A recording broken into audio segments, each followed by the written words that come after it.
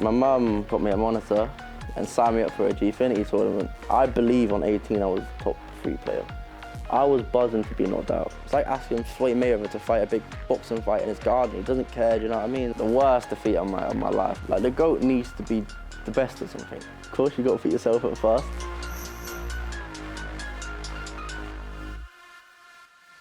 Hello, my name is Richard Buckley, and today I have the absolute honour and privilege to sit down with one of the greatest FC players that we have ever had the opportunity to watch. He is just a different level. People call me a one-tournament wonder. Can't really say that now because I've won another. Tekkz is truly on his way to become the greatest of all time. Over $580,000 in prize earnings, multiple world championships to his name. He's the one and only Tekkz. How are you doing, my friend? I'm fantastic. How are you? You good? You know what? I'm better now I'm here with you. Let's go back to the very start, pre-DH Tekkz in Barcelona. How and why did you end up in that position in Barcelona? What was the sort of the childhood like moving up to it? Had you always played? I'd always played. But from school, I used to just run home to play. Like, literally, get off the train, I'd run like a 15-minute walk. I used to run it. Okay. 5 minutes. Just to get back to play. Especially on Fridays when foot champs was out. I was home first thing. So that was on 17. First foot champs, 26 and 14.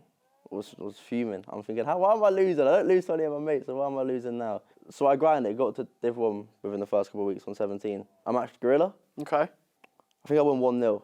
And then I matched TAS. And I won 1-0 again. So I told my mum, I'm winning. Like, I beat like these like best in the world. So then my mum looked into like pro tournaments, right? And she came across an interview from Tekkz Brown, on Google. Former Man City. From Man City. Yeah. From Tekkz Brown, and it was like sign up for Gfinity, and like get a monitor and stuff like that. So my mum asked to borrow some money from a mate, and then she'll pay it back in the future. So my mum got some money from a mate, and like got me a monitor and signed me up for a Gfinity tournament. Wow. And then I came home from school, played the Gfinity, and then I think I won my first one. It was like £50. Throughout the back end of 17, obviously you're getting better and better. You're beating these people. 18 rolls around. Did you sort of pick it up straight away? And did you realise, you know what, I'm good at this? Yeah. So sort of it came from 17 onwards. I used to just win Gfinities against Dragon. Like I used to like be even against them more when we played. And this is on like 17 when I have like Red Lukaku and like one-to-watch mine as my players. So you're not putting any money into it, really? No. So then 18 comes along, and that's when I turned 16. So I'm like, okay, I can compete. I see these guys compete, and now I know what it is. So like, I'll give it a go. So the first qualifying month came along. I didn't do very well. I think I got 37 wins, which like I came like 55th. But I remember them like the night of like the qualifier, I can just see my name dropping, yet to come in the top 64. So it was like 5 a.m. I had college like in the morning. So at 5 a.m. I had to like wake up at like 7. I just all-nighter, and I see I made it. The next day, like at college, I was buzzing. I was walking around the place. Yeah, I qualified for this tournament, blah blah. So then it was just a waiting game until like Barcelona happened. That tournament, it seems right now in the current sort of game, it seems unheard of that someone could go into it as an unknown and win the tournament and become the number one thing. For you, going into that tournament a couple of days before you're building up into it, was there any dream or sort of even like a reality of yours that you could win this? What it was, it's just from like practicing. Like, I beat all the good guys before. I used to be in like Xbox party every day with Orzio, because we mates like back in the day. And I said to him, I said, look, I think I can win this. Like, I've beat all these guys before, so if I just turn up and I've got the good players now, I'm gonna have the R9s and just play my game. Like, I know I can win. Good friend of ours, Ryan Pessoa, will live and die on the hill that he should have beaten you in those knockout games. I think it was the quarterfinals. I know you said that you believed you could win it early doors, but at what point did you really think like, nah, this money's mine? Like, no one's better than me here. To be fair, it was before the Okay. Pessoa game. So first match, I played someone called Ivor, the boneless, who, like, you know what? He was my hard, like, sorry, Ryan, you aren't my hardest game in knockouts. It was Ivor the boneless, right? But I beat him, I think it was like 7-5.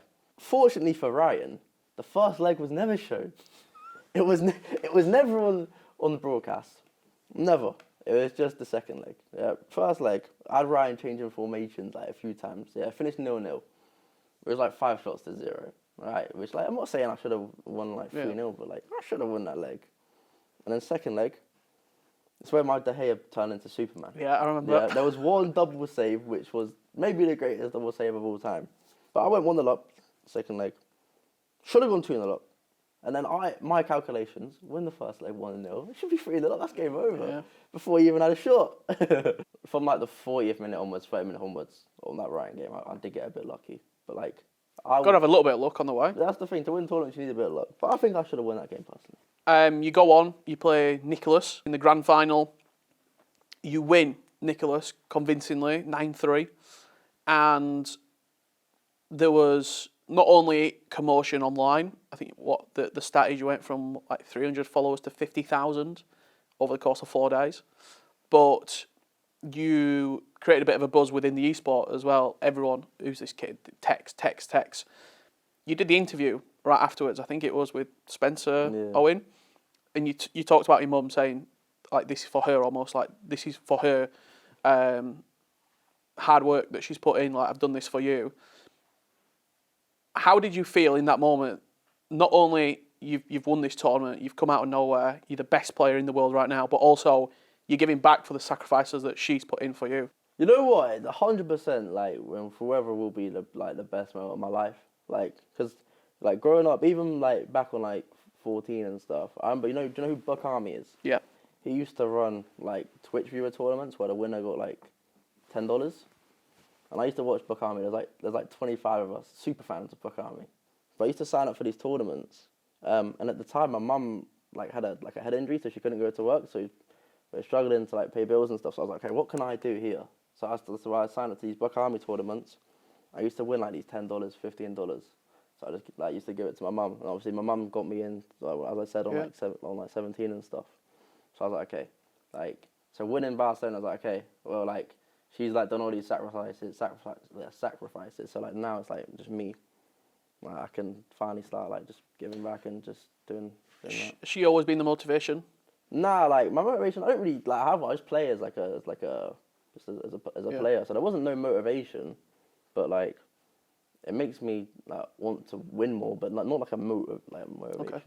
So you're just coming off the back of that huge January performance in 2018, and there were a few clubs and sort of organisations that were in and around you. In the end, F2 is where Tekkz signed on the dotted line, and you ended up. Why was it that F2 sort of appealed to you, and you ended up going there? Yeah, so there was a few, but obviously, like, the coolest one is, like, F2. And that's the one where I thought, like, for my career, like, what's the way to capitalize on this Barcelona? You know, social media, like, following and stuff, Instagram, the YouTubes, the Twitter. So I thought, yeah, F2. The 19 season, it was your season, and it was expected from you. F2 continued into 2019. Your stature's growing, and you are continuing to be one of the leading players, not only in the UK, but in the world as well. And 2019 started with, I mean, you just walking into Bucharest and taking home a title. Did you get the game earlier that year? Because you were so much better than everybody else. Nah, never. I just got the game, like, sort of, like, normal time, but I just played loads, innit? I was a sado. I just played so much. I learned the first time finesse, the keeper movement, because I just tried the new things that were in the game. Yeah. And I used to play just poacher all the time, and Ozio, because he was just good. You went on to win that tournament in the end in Bucharest, and I think, I mean, not only for yourself, you said you were quite angry from the season before. Did you go into that with a point to prove that I still am, like, don't forget about me, just because I weren't at the World Championships in the summer, like, I'm still here from the game launching in September to probably, the early New Year. It was just all you. I always believe, like, when I'm playing that I'm sort of better than everyone. So So I'm thinking, I'm watching these guys, I'm thinking, I'm better than you. Why are you playing and why aren't I playing? Obviously on 19, I was like, well, like, this is my time now, like, just to sort of show it. This is what, like, was in my favour on 19. You win one, the next tournament's next week, so it's just like a roll of momentum, and you sort of don't have any time off. On 19, from November to April, I didn't have a free weekend the whole time, and that means that my weeks ain't free because you're travelling to like all these different places. And obviously then the LQE was the weekend after, and then I won that as well. So it's just a bit of a momentum. I think what was there, 16 events, LQEs and majors, and you qualified for every single one. But there was another guy during that season who was picking up a bit of momentum, Dasari as well. During that 19 season, was there a little bit of beef? We played sort of in the first LQE in like a Swiss game, and I won like 7-2. And then the third tournament, so I'd won the first, won the second. The third tournament we're playing in the Xbox final. So I was like, oh, Tekkz Childhood, blah blah. But like because at 18 I wasn't at the World Cup, I was thinking, yeah, this guy fluked the World Cup, blah blah. That was my initial thoughts at the time. Obviously, I don't think that anymore. Yeah. So anyway, we played that game. And obviously, I played him the week before in the Swiss. I'm thinking, I'm gonna batter him. And I'm 2-0 down early, and I'm thinking, oh no, he's actually good. And it was a bit of a shock to me because at the time I thought, I that realisation that... Yeah, I was like, wow, he's actually really good. And obviously, 2-0 up, 2 set pieces. I come back 3-2 up, scored a set piece in like the 86th minute, and then he scored a set piece in extra time, and I lost 4-3 from 4 set pieces. And like the loss angered me because I'm thinking, just set pieces, man. Like, so I always had sort of that excuse. And obviously, GG's, good game, and sort of that was that for me. But then all like Dasari's fans started just tweeting me, and they were just spamming me, and that annoyed me. Like, I'm thinking, like, I didn't say it, I didn't do anything. The game was done. We just played. Like, like whatever, we can move on. But then they made it. It was like them lot, like who made it sort of personal for me. Where I was like, wow, next time we play, I can't lose because I need to sort of get my own back.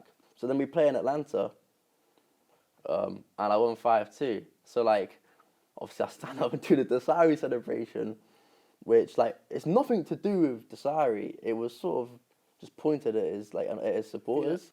Yeah. I do regret doing it a little bit now because like they gave me so much hassle over the years. Like so much hassle.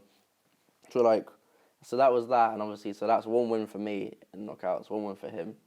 And obviously that led to FUT Champions Cup 6, where that was the big one. That was, we was both sort of talking a little bit, like just whatever. And then we come into that game, Xbox final again. I'm thinking, yeah, this is me. I'm not losing. Like, we've been talking, like, I'm not going to lose. And I lost, and I was, yeah. Angry? Did you play well, or did you just play better? I played better.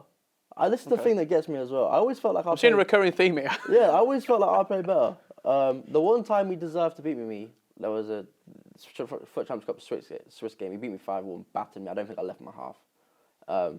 He killed me.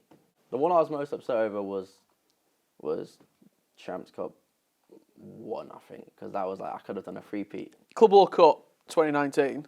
Before we get to the final event of that year, very quickly, how on earth did that combination of 2 players come about? Because you had the best player on one console and the best player on the other console, and somebody just said, you know what, let's just put them together. You know what, I was struggling to find a teammate for that tournament. Really struggling. I'm looking about, and everyone's sort of got their own teammates already. And then I look at Nicholas. I'm thinking, I don't see you have a teammate here. So Champions Cup 3 in Bucharest, sort of strolled around. And I was like, Nico, me, you, teammates? He was like, yes. I thought, well, that's easy. I was like, okay. So then obviously, that was literally it. King Esports, his manager message F2. Before I know it, Tekkz are playing qualifiers and Nicholas for the Club World Cup. Nice. End of that season, O2 Arena, back again. The year before you weren't there, 2019 you are. The expectation was Tekkz is going to win this tournament. He's been the best player all year. Why didn't it go to plan? Was it everyone caught up to you in terms of ability? That year, there were so many tournaments. I was just a bit burnt out. Like, you sort of just go to a tournament, come home, sit in my bedroom for a day, and I'm just at sort of the next tournament, and I guess it like I just got like very like lonely, and it's just a bit depressing. Well, I'm going to say, how were you mentally during that season? Obviously, on the pitch, it's your best season ever. You've probably earned more money in that season in prize earnings than most people ever see, maybe in their lifetime. But off the pitch, how were you dealing with it? It's so much travel, so much workload. Like, I always say, like, for many reasons, it is the best year of my life, but like how I felt in the moment, worst year of my life, 100%. Like, you're sort of just always in this FC like headspace, and it just there's so much pressure on you constantly, and you just feel so like trapped in it. You can't get out. You go to these tournaments, I just cry in my room and stuff. Like, you go down to the lobby, and you see all these people like all the like competitors are so happy to be there. I'm just trying to go upstairs and just sit in my room and just hide from sort of. It was a job. Yeah, so it's just a hide from everything, and it's like I was buzzing to be knocked out, which like I think I was so relieved of everything's finally over now. I can just go home and sort of hide away from all this competition. Was it just that relief off the shoulders of this season's done now? Yeah, I can just breathe a sort of breath of fresh air. yeah, I can sort of just hide away from everyone after that. Where there'll be no one talking about all this Tekkz World Cup anymore. I can sort of just hide away, and I think as well, I made that tournament so big for myself. Like, so big for myself, just like in my head, just from not making it on 18, 19, okay, you're here now, like, you need to win this, you've done all this, so like, yeah, I just made it so big for myself, I hated it. We're going to move forward into sort of lockdown. Life changed. Earlier on, you talked about your mental health, where the tournaments were the thing that sort of gave you structure. The tournaments are now no longer there. How did you cope with it? I think for a lot of people, it affected them in a negative way because they weren't used to like just staying in the house, being able to do nothing. For me, no pressure, no tournaments. I was sort of out of the spotlight, so I could just get on with my life without anyone sort of seeing like what I was sort of doing. Didn't record much for YouTube. I just sort of just chilled and didn't really play. So yeah, like it sort of just gave me time away from everything. When everything sort of went back to more like normality, I just felt like way more refreshed and like more like myself. And you thought in lockdowns where you find out a lot about yourself, like who you are and like what you enjoy doing and just like what makes you happy. So yeah. What do you like doing outside of just playing the game? Any hobbies that got picked up during that time? Anything that sort of you enjoyed doing? Really like cringy though. Yeah. Okay. You ready for this? Go on. Right. I love getting all my family together and playing board games. That's a nice thing. There's nothing cringy about that. Like genuinely. Okay. Like every night, just like board games. What's the board game of choice? We've got a few. Okay. You know what game I'm unbelievable at? Connect 4. I'm so good. Connect 4. Like really good. There's a game called Frustration, but that takes no skill, so I don't like playing that one because you just flick a dice and then like. So you've got the Connect 4 meta. Connect 4 like skill gap. I'm there. Monopoly takes too long. Okay. Like Uno, good game. Very, very good game. But yeah, just I'm a board game guy. You spoke quite openly about how you didn't particularly like playing online, and you found it hard to sort of motivate yourself when competitions did come back. What was it like playing at home or playing at a HQ in these sort of big money matches? Nah, I just didn't really care for it the same. Obviously, you play these online matches, and I've come from playing all these big moments, big tournaments. You travel, like there's like thousands of people watching. You feel the pressure, like you're in the environment, and it sort of like gets you going. So then you come to like play these big games as such. But like for me, I'm just sat in my bedroom. They don't feel like a big game. It's like asking Floyd Mayweather to fight a big boxing fight in his garden. He doesn't care. Do you know what I mean? So like, I couldn't like get up for it like at all. I want to touch on something outside of competitive FC content. Over the last 12 months, I think it's safe to say, you brought someone in, Wes Tanser. He has helped you.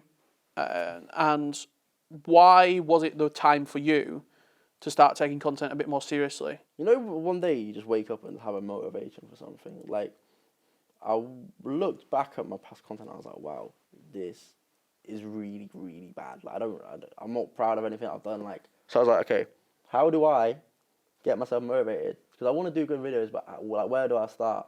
So I put a video out saying I want a content social guy. And a few people messaged me. I messaged a few people. And then Wes messaged me and was like, oh, I can do you and Harry. I mean, you're closing on 1 million subs on the main channel now. Have you found it easy sort of balancing competitive and content as well? It just gets a bit tricky like a week before a tournament because like going from champs, I play champs. That's a lot of my content's on champs. I'll just charge my defenders out of people, and then I'll go back to a pro game, charge one guy out. I'm 2-0 down, and like that's what I find difficult doing. So that's the only real like challenge. The end of the sort of the 2023 season, Fnatic, was that always similar to with F2? Was that always we're going to be moving on now? Did you know for a little while that was going to be going ahead? Me and Diogo found out the day after we lost the Masters final. January? Yeah, very early. We found out like they told us like, look, we don't want to be in the space. So then we knew for like months, like, okay, well, this is our sort of last dance. You know what I mean? Like our last few months together. You said earlier you were disappointed not to win anything with Diogo at Fnatic. You came close on a few different occasions. You two together as a duo just didn't quite get over the line. The one that hurts us is 22 Club World Cup. Was it the week before the Nations? Yep. Because in groups we were flying. First knockout game we were flying. We had one bad leg where we had 4-1 down. And then second leg, I think we won 2-0 and we lost 4-3 on aggregate. So it's just sort of one leg where like you sort of have a bad leg and your whole tournament's sort of over. So like we thoroughly believed that on 22 we were the best. And like we sort of know that within ourselves as well, which is what was a bit annoying. It did come to a close with Fnatic, and I'm sure, as you can see from the studio, Man City is where the next team for you came along.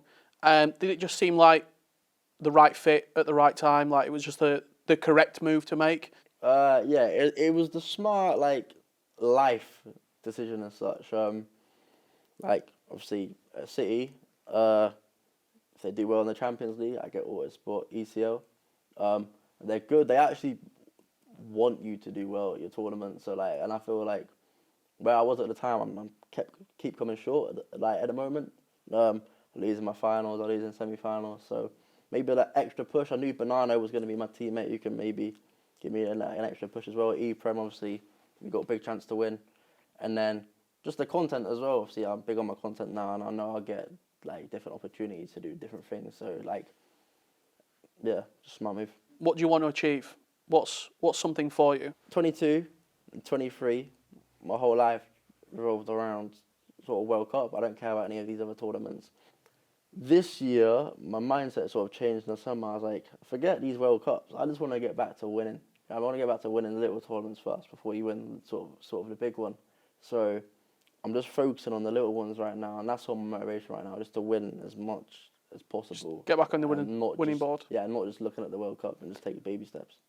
FC Pro Open, the global qualifier, you sailed through, to be honest. You made it look pretty straightforward. You then went into your group, which a lot of people said was the group of death.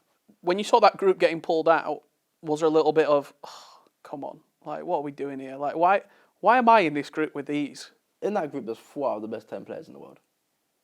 Yeah. Would you say Yeah. square? Like, margins are sort of everything. And the margins were not in my favour at all. Like, against Levy, went 1-0 up, 1-1. Mainan, the goalkeeper. Yeah, that's my fault. That's so my fault. I should never have picked Mainan. So, like, I create a chance to get saved. My opponent creates 1 half chance, goal. Yeah. Do you know what I mean? So, like, the margins weren't in my favour just because I picked Mainan. So, like, it could have been a different story. I might have beat Levy. And all of a sudden, you got momentum, but I lose, and then it's like, yeah. So a lot of people perceive you as one of the best players ever. Dasari, who is a world champion, a runner-up world champion. He's won multiple tournaments as well. I've put him in there when I've been asked this question before, but Nicholas, I think over the course of from 17 to current day, he's competed in every single season and he's won something in most years. What's your take on it? For me, my order, of course, you got to put yourself at first. And I think I put Desiree at 2 and Nicholas at 3. Just because, obviously, for me, like, the GOAT needs to be the best at something. 18, I was there. 19, I was there. 20. 21 was, like, my off year. Yeah. So, like, longevity, I argued that I'm there with Nico, and I've won way more tournaments. I put Nicholas 3, Toss 2, me 1. There you go. Very best of luck for the rest of the season. It's been an absolute pleasure. Thank you very much, my friend. Thank you. And maybe we'll do this soon. Once a year. Tomorrow? Tomorrow.